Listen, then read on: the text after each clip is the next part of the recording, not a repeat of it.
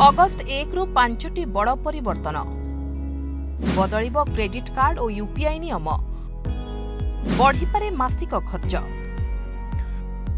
प्रति मास परि अगस्ट 2025 रे अनेक आर्थिक नियम रे परिवर्तन हेबाकु जाउछि जहा साधारण लोकंक पॉकेट को प्रभावित करिपारे।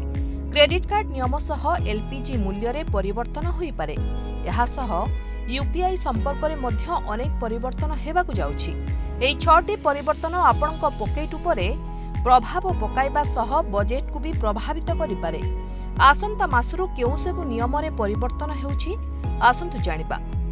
क्रेडिट कार्ड नियम रे परिवर्तन जदि आपण जड़े एसबीआई कार्डधारी तेबे आपनकु एक बड़ झटका लागि पारे कारण अगस्ट 11 रु एसबीआई अनेक ग्रो ब्रांडेड क्रेडिट कार्ड रे उपलब्ध मागणा विमान दुर्घटना बीमा कवर को बंद करने को जाउछि। ए पर्यंत SBI, UCO bank, central bank, PSB, Allahabad bank सहित किछि इलाइट एवं प्राइम कार्ड रे 1 कोटी किंबा 50 लाख टंकार कभर प्रदान करुथिला।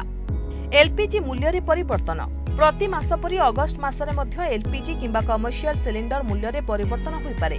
जुलाई 1 रे 19 किलो कमर्शियल सिलिंडर रो मूल्य परिवर्तन करा जायथिला एवं एहाकु 60 टंका सस्ता करि दिया जायथिला। कमर्शियल सिलिंडर मूल्य रे अनेक थर परिवर्तन होईछि किंतु एलपीजी सिलिंडर रो मूल्य ए पर्यंत परिवर्तन होई नाही। एपरि परिस्थिति रे अगस्ट 1 रु एलपीजी मूल्य रे ह्रास आशा करा जाउछि।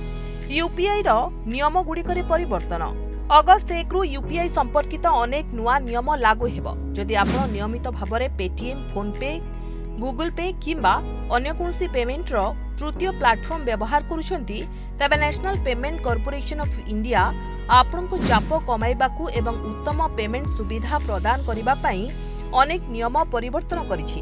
एनपीसीआई किछि नुआ लिमिटेशन लागू करिछि जहा आपनको पेमेंट को प्रभावित करिबो नाही किंतु बैलेंस चेक, स्टेटस रिफ्रेश एवं अन्य जिनिस उपरे लिमिट लागिछि।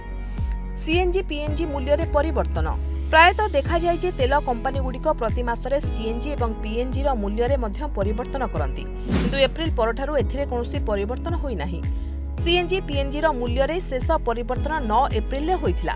सेतेबेले मुंबई रे सीएनजी 79.50 किलोग्राम एवं पीएनजी 49 यूनिट थिला।